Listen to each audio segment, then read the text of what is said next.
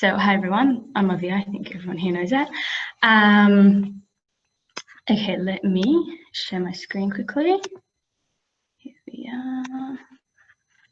Okay, all right. So, wait. Okay. Let me move this over.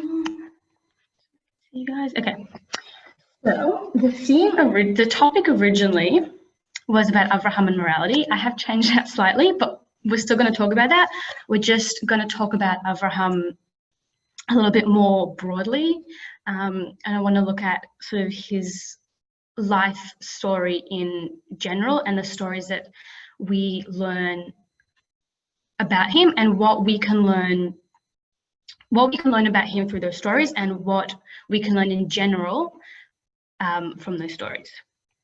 So before we start, I want to ask you guys, when someone says Avraham, what do you think? What do you think he symbolizes? What do you think about him? What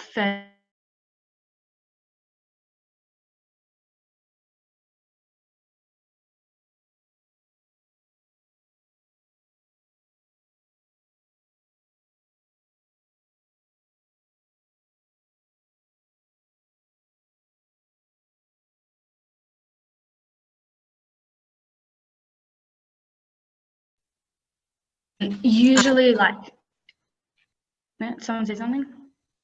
Oh, yeah, I was going to say maybe the father of Judaism. Yeah, so that's definitely one that comes up.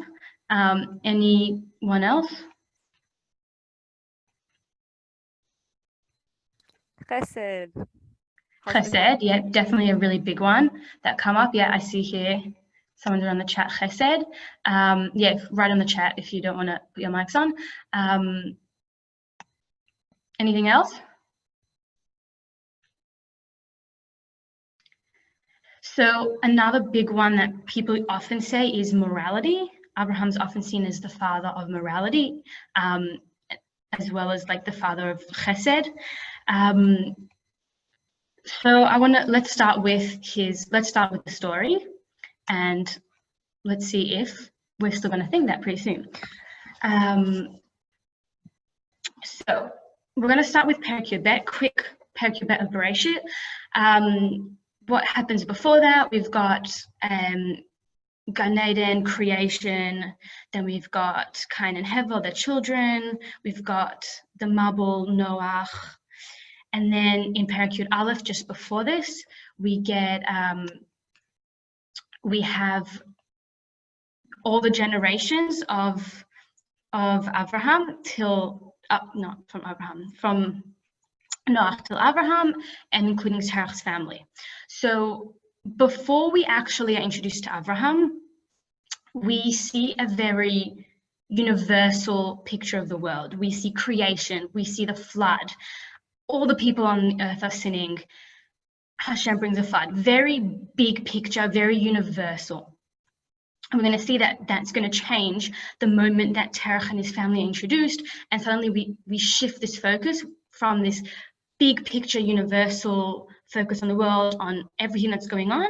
We focus to one family and to one person within that family.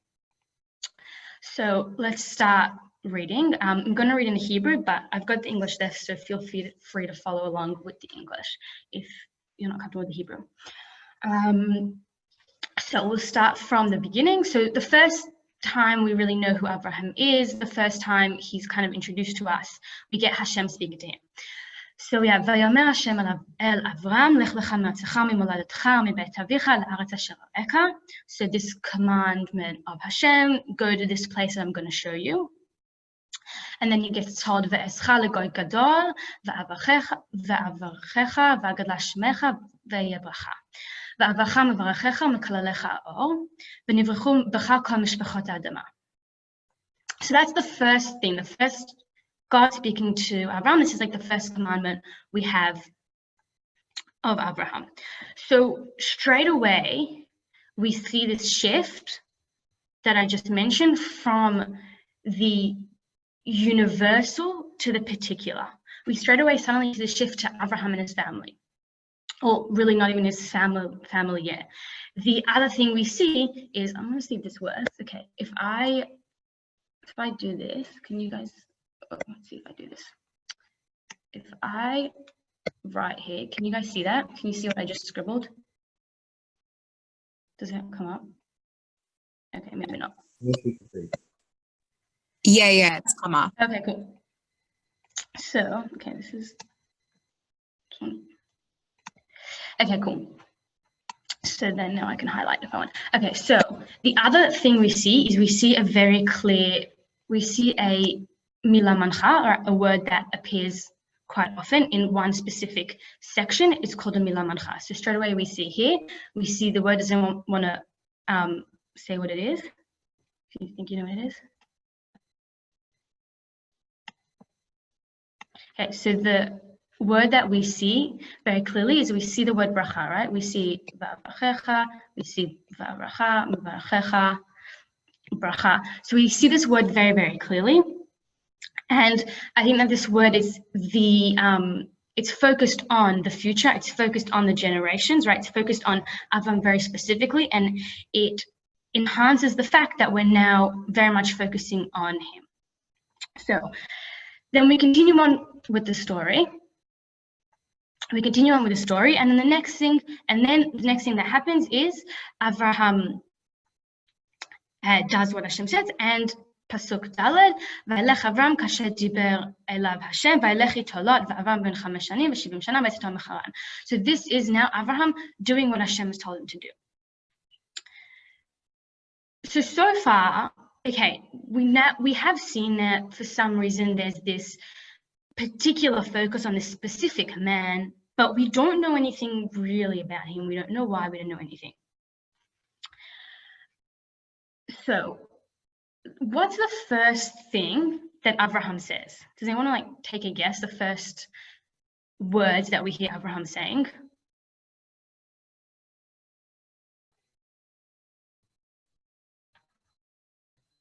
Okay, so the first things that we actually hear Avraham saying is in the story of Sarah and Para in Egypt. So down here in Pasuk Yud, we have Vahi Rav Ba'aretz Vayired Avram Mitzrayim Lagoshan Ki Kaved Harav. So there's a famine, and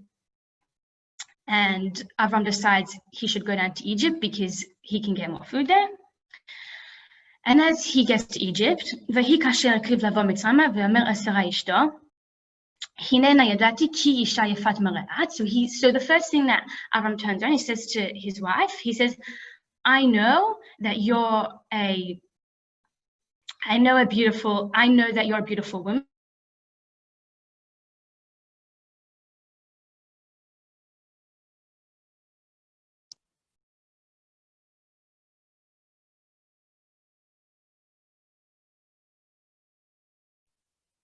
Is the video working for anyone? Can everyone hear me currently? Yes, Shira can hear you. Can't Yes. hear Aviya. Can't hear Aviya. It is Okay, 1 minute. Let me frozen. just message Yeah. her.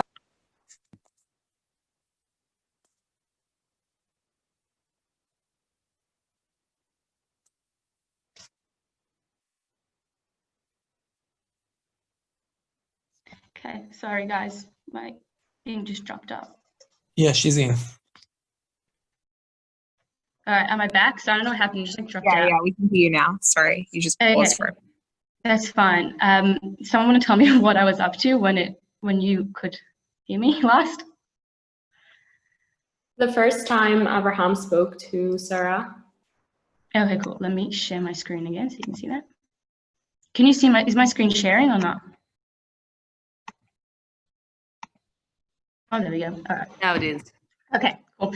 So Avraham speaking to Sarah, and he's saying to her, he says, say that you're my sister, not my wife, so that way I will be saved, I won't die because of you. So we're here in Pasuk Gimel, okay? And so the first thing that Avram's saying is essentially a lie, right? The father of morality, the father's chesed, the father of Judaism, and what's the first thing essentially that we hear him say? We hear him say a lie. And not only that, but he's lying to help himself, right? I'm going to underline here, v'chayta nafshi biglalech, for him, that he should be alive, right? So I know we've all heard different interpretations of this story and being told different things, but if we look at it just as what it says, like that's a very confusing thing to deal with, because we look at this character who's such a major character, so important to our religion, and like what's going on? Like why is the first thing that he's saying something not truthful? Okay, we're gonna hold that thought and we're gonna come back to it. Actually, before we hold that thought, I'll just bring up a really interesting side point, that there have been like documents uncovered of an ancient Sumerian some kind of custom. Okay, so I see here something in Pikuach Nefesh. That is one explanation, but there was some kind of ancient Sumerian custom. I'm not entirely sure of all the details, but basically there was some custom where there were certain women who were given the status of like a sister that was a different status to a wife, but she could be both a wife to a man and this special sister status. So there have been some people who have linked the two, but it's not so clear. I just thought it's like just an interesting thing that can be seen. So I just thought I'd bring that up, but not necessarily a specifically clear connection. Okay, so we continue the story. So up as next in the story, Paro takes Sarah to his palace. I'm just going to paraphrase. Paro takes Sarah to his palace. He then, here in Pasuk Yud Zayin, Hashem smites the house because of Sarah. Eventually, Paro calls to Avraham. He says, "What's happening? Why didn't you tell me that she was your wife?" Avraham explains why. He says, "I was scared that you were going to kill me." Paro says, "Okay, I understand. Here, take your wife back. I don't want all this trouble in my house. I don't want this disease." Sarah goes back to Avraham, and so eventually the story turns out fine. So that's the first story that we have. We're going to now skip to the next parak, Parak Yud Gimel. So the beginning of the parak is Avraham's shepherds fight with Lot's shepherds. So I'm just going to skip that. We're going to go down to Pasuk Yud Daled. Right, so we're going to go down to Yud Daled, and Pasuk Yud Daled is essentially the first time where we have, I'm just going to highlight this so it's easier to see.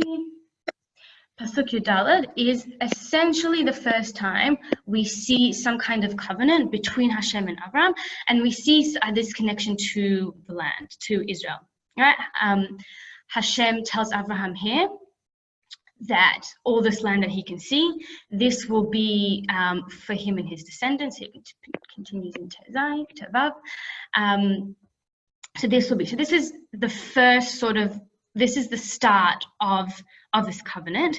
And then the next thing that happens, so then Avraham goes to Elonei Mamre, and then he stays there. Okay, so that's nothing really major there has happened. Avraham's kind of in some way started this covenant with Hashem, but again, we don't have any significant story at that point. Okay. The next story that we come across is here in Pasuk Tevav. So, okay. So, let's see where I want to go from. Okay, so at this point, Avraham turns around to Hashem and he says to Hashem, okay, just before you told me that I'm going to have this land. You told me right in Pasuk Yud Ben, the first thing we said, that my descendants, I'm going to have a lot of descendants, but I don't have a son. So like, I can't have all these descendants. How am I supposed to fulfill this covenant with you if I don't have a son? How is this going to work? So we start here in Pasuk, in Perek Vav, where Avraham has said to Hashem, like, I don't understand, how is this going to work? And then and then Hashem says in Pasuk Zayin, he says, don't worry. He says, I'm the one who took you out of this land. Interesting thing to point out, the language in this pasuk in Zayin is very reminiscent of the 10 Commandments, right?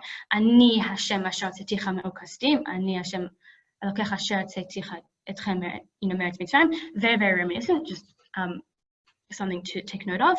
And what does he do? And now we have the Brit Ben Abtarim.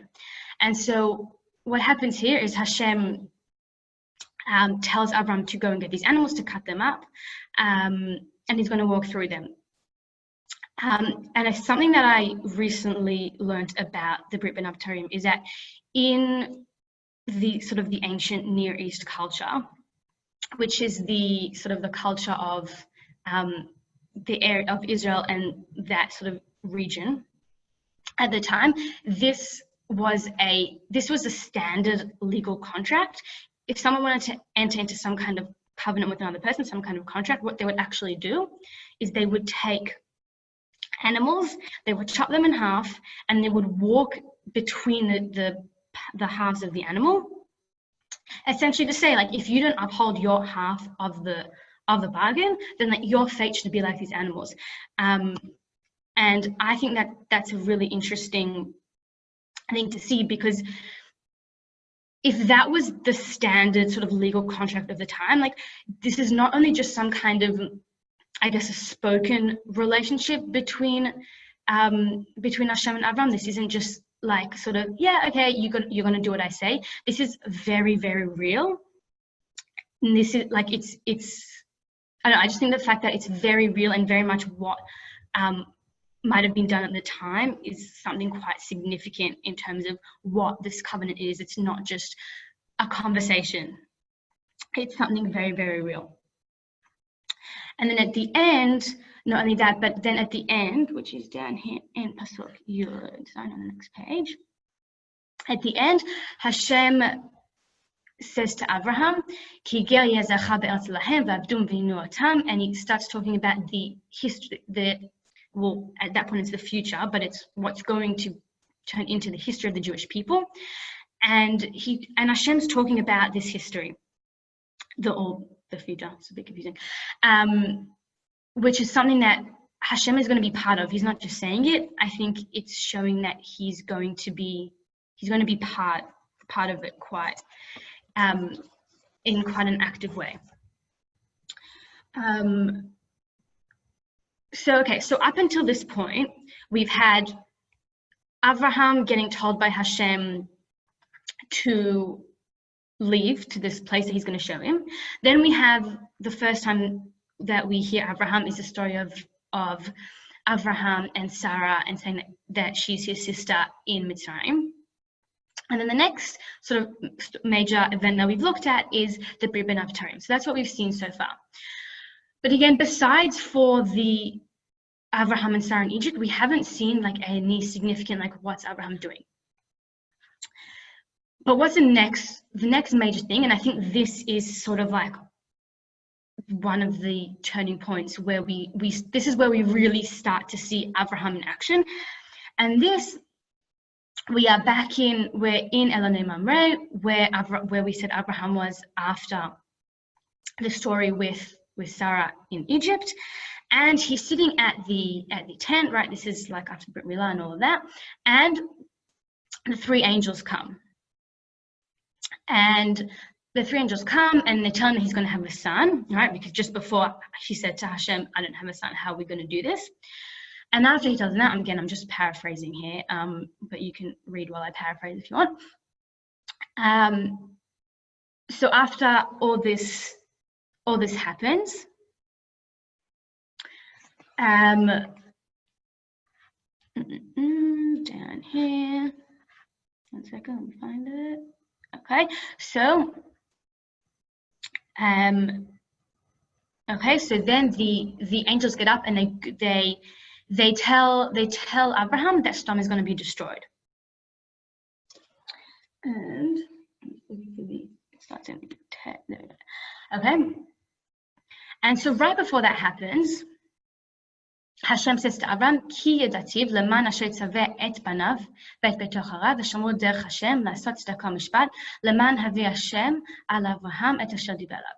So we see here, and in a sense, it's almost a foreshadowing. We see here this concept of tzedakah u'mishpat, and what's going to happen here is this is where Avraham sort of takes hold of that concept of tzedakah u'mishpat. And it's really interesting to note because the concept of tzedakah u'mishpat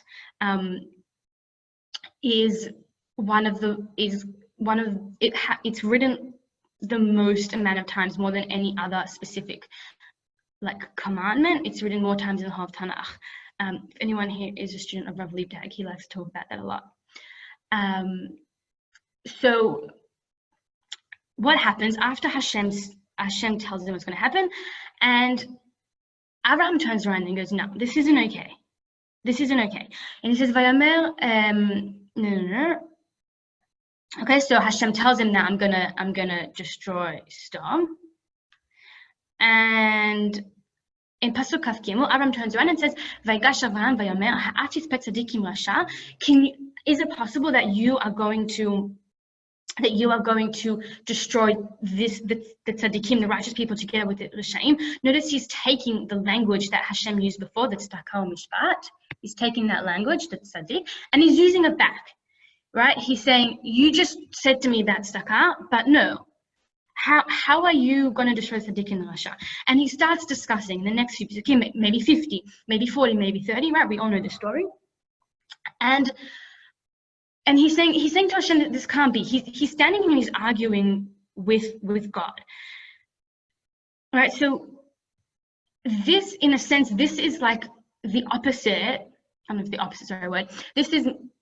But he's gone from the first time we've seen him, he's kind of not exactly saying the truth. Maybe it's for pikuach nefesh, maybe it's for other reasons, but we're not entirely sure what's going on. To now this character who's saying, no, I will not stand for these things that Hashem wants to do. Even though it's God who's saying he's going to do these things, I still feel that there is a problem with this, and I'm still going to stand up and I'm going to say that this isn't okay. This in a sense can be seen as the shift when sort of morality is no longer just on not just in the heavenly realm, but God and man, or specifically Avraham in this context, have this shared moral discourse in a sense. And that's a fundamental difference to what has happened previously in the world at this point, because up until now, paganism was the primary method of worship. And in a broad way, the way paganism, spiritually, the way paganism works is that you have the heavenly realm, you have the gods who are above, they do all these things, they have wars, whatever, they have kids, and that affects the world. And the people on the earth, they might offer a sacrifice here and there, they might try to appease them, but there isn't this direct connection between the two. You essentially have this kind of like horizontal axis where you have the heavenly realm and then you have the humans, and there's not a lot of connection between the two. But at this point, and this is also significant because here we see sort of the shift into monotheism, and we see Avraham not sort of just allowing what's going on in the heavenly realm to happen, but we see now a vertical axis. We see now God and Avraham sort of having this conversation.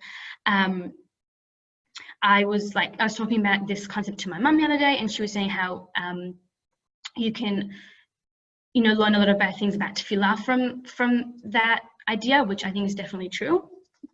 And there's a lot of things we can see from that.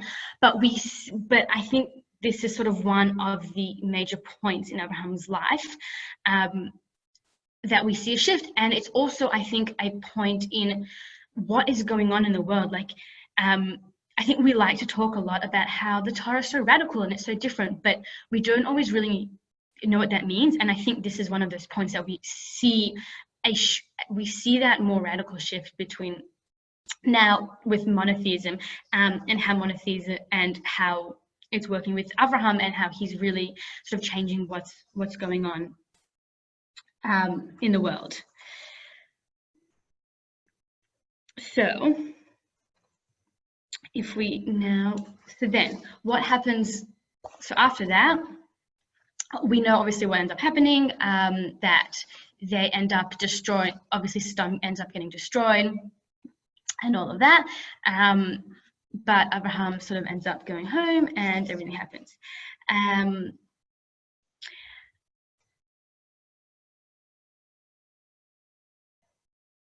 Okay, so the next major story, oh, not that paragraph, I'm gonna skip to Kafbet, there we are.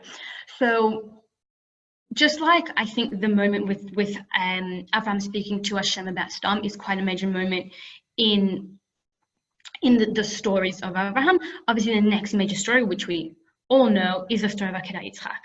Obviously, a very, very, very major moment in his life. So again, there's starting here in Pasuk Aleph, we have Hashem coming back, and he decides he's going to test Avraham. A lot of really interesting language going through in this. If anyone ever wants to look at it, I recommend it. And Avraham, and he's saying to Avraham, go take your only son and take him to the mountain. You're going to offer him there. First thing Avraham does, we're in Pasuk Gimel.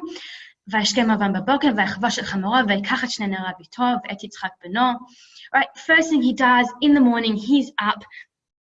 He is taking his things, he's getting ready to do this. Right, we often look at this pasuk to talk about his result and him wanting to do what Hashem has told him to and not even asking. And he takes everything he needs, and he's walking 3 days. It takes him till he sees it, the mountain. Anyways, he eventually gets there. And he sees the mountain. He is ready to offer him up. I'm not going to go into so many details here because we all know the story. And obviously at the last moment, he's getting ready. We're here in Pasuk Yud. So Avraham is really, really genuinely, he's got that knife in his hand. He's genuinely ready to do what he's being told by Hashem. He's ready to do this sacrifice. And that's the point where the malach comes and says, no, don't do it.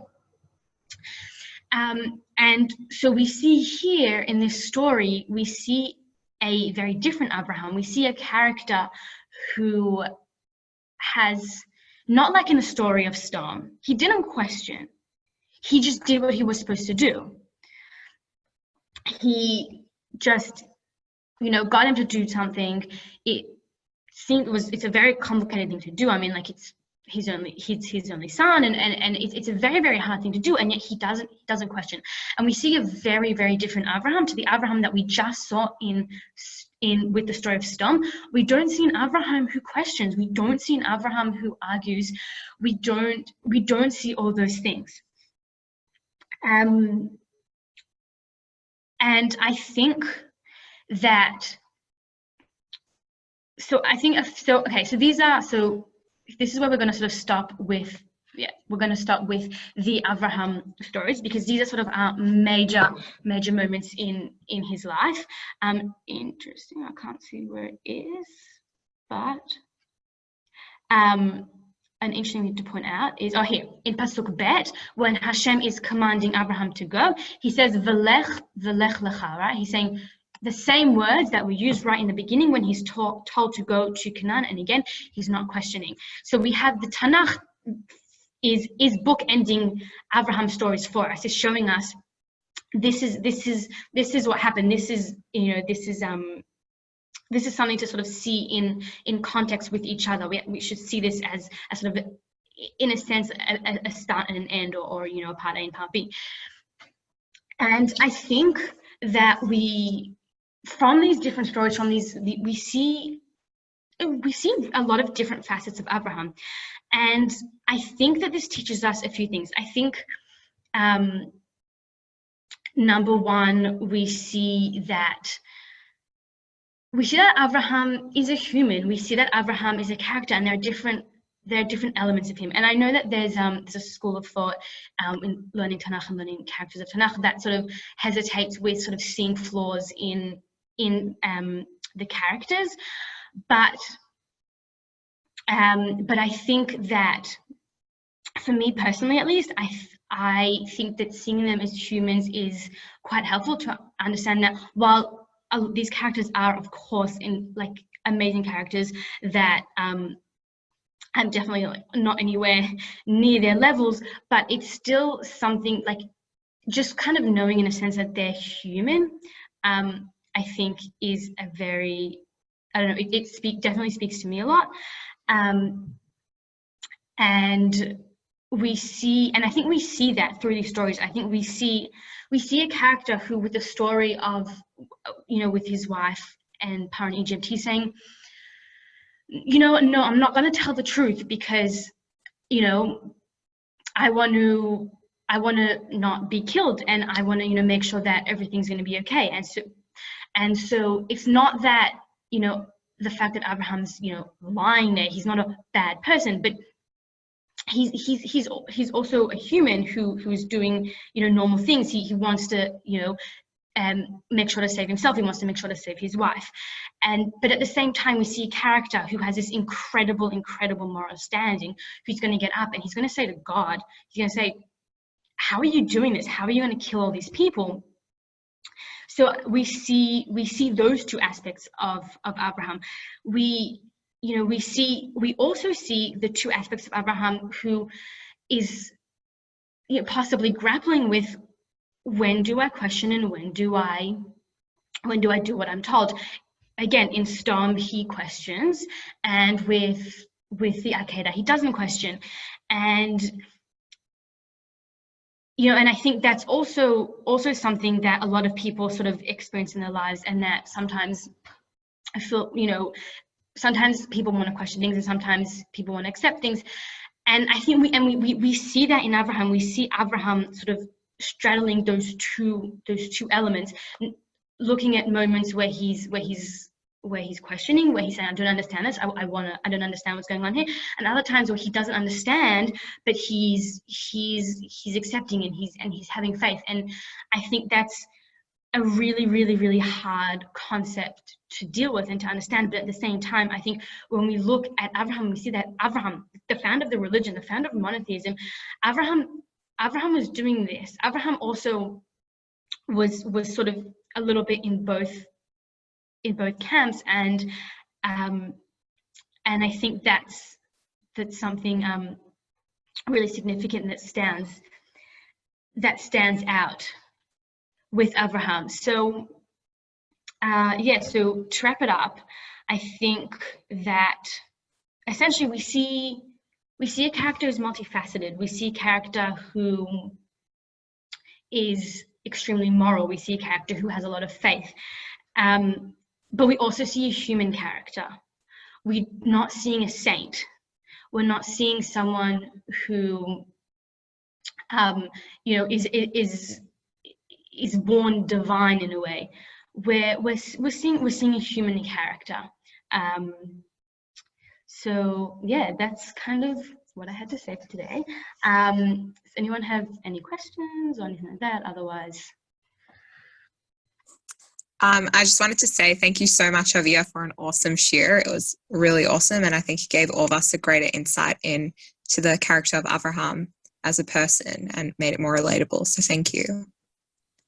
Thanks for inviting me. Pause.